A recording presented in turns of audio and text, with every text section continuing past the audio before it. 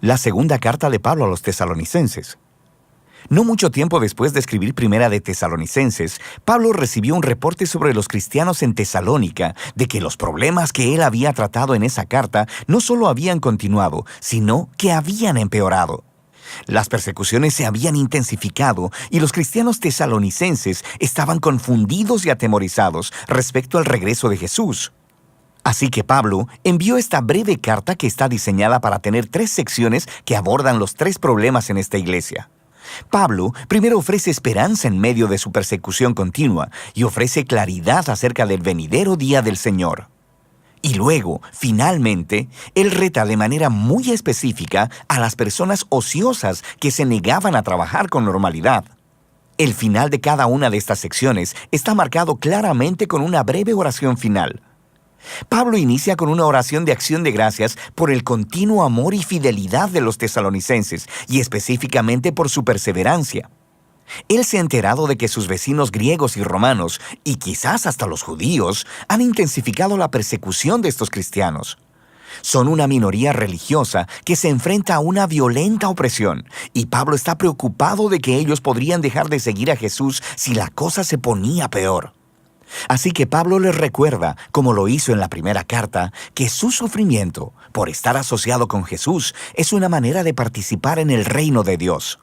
Jesús fue coronado como rey por su sufrimiento en la cruz, así que sus seguidores mostrarán su victoria sobre el mundo imitando la perseverancia no violenta y paciente de Jesús. Pablo también les recuerda que esto no durará para siempre. Cuando Jesús regrese, Él traerá su justicia y la aplicará a aquellos que los han oprimido y derramado sangre inocente. Específicamente, Él dice que su castigo será la exclusión de la presencia del Señor y de la gloria de su poder. Pablo aquí no especula sobre el destino de aquellos que rechazan a Jesús, excepto para decir que a lo largo de sus vidas no quisieron tener nada que ver con Jesús, y al final van a obtener lo que desean, ser distanciados de una relación con su Creador y Rey. Y para Pablo, esta es la peor de las tragedias. Elegir la separación de Jesús, la fuente de toda vida y amor, es abrazar tu propia perdición. Él cierra esta idea orando para que Dios use sus sufrimientos para traer un profundo cambio de carácter dentro de ellos, de modo que sus vidas honren el nombre de Jesús. Pablo entonces pasa a tratar un asunto específico relacionado con el regreso de Jesús y el día del Señor. Alguien en la comunidad de la iglesia en Tesalónica había estado esparciendo información equivocada a nombre de Pablo, diciendo que el acto final de justicia de Dios sobre la maldad humana, el día del Señor, estaba sobre ellos, que ya había llegado. Y esta gente probablemente habían estado prediciendo fechas sobre el final de todas las cosas y estaban asustando a otros cristianos. Y puedes darte cuenta de por qué. Debido a la intensa persecución, eran vulnerables a que alguien dijera que Jesús ya había venido como ladrón en la noche. Ellos habían sido dejados atrás. Quizá Jesús abandonó a los tesalonicenses en su sufrimiento. Estas palabras realmente molestan a Pablo. Están distorsionando su enseñanza. El regreso de Jesús nunca debería inspirar miedo, sino más bien esperanza y confianza. Pablo les recuerda todo lo que les enseñó acerca del regreso de Jesús cuando estaban en la ciudad, y aquí les ofrece un breve resumen.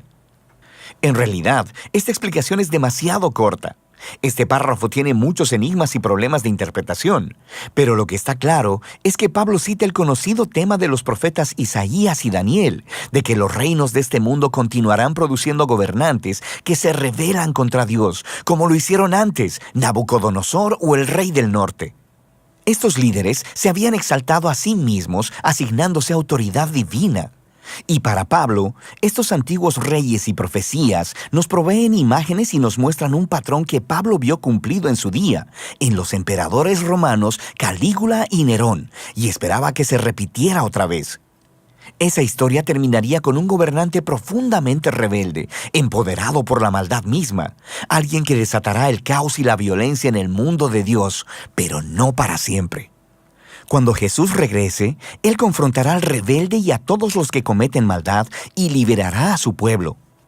Así que el punto de Pablo aquí no es animar a los futuros lectores a la especulación apocalíptica, sino consolar a los tesalonicenses. Él está recordando las enseñanzas de Jesús en Marcos 13, donde dijo que los eventos que anunciarán su regreso serían muy públicos y evidentes. Así que ellos no necesitan estar atemorizados o preocupados porque fueron dejados atrás. Más bien, deben mantenerse fieles hasta que Jesús regrese para liberarlos.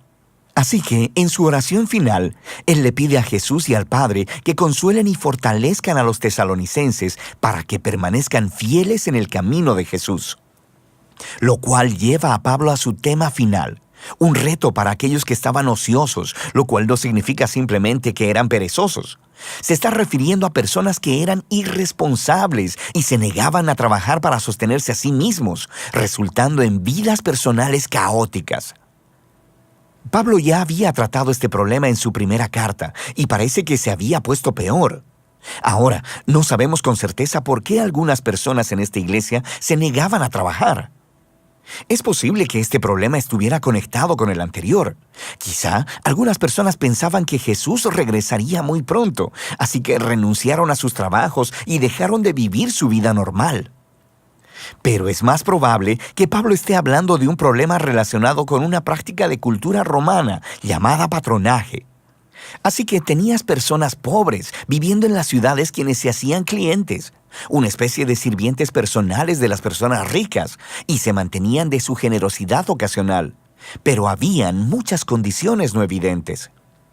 Esto a veces involucraba a los sirvientes en la manera corrupta de vivir de sus patrones, sin mencionar que tenían un salario impredecible. Así que esto parece ser a lo que se refiere Pablo cuando dice que estas personas llevan una vida desordenada. No están trabajando y se están metiendo en los asuntos de otros. Pablo entonces les recuerda del ejemplo que les dio cuando estuvo con ellos. Él no les pidió de su dinero, trabajó para poder sostenerse a sí mismo y para poder servir a los tesalonicenses sin tener que cobrar. Él dice que este es el ideal. Los seguidores de Jesús deben imitar el amor sacrificial de Jesús al trabajar duro para poder proveer para sí mismos, de modo que sus vidas puedan ser de beneficio para los demás.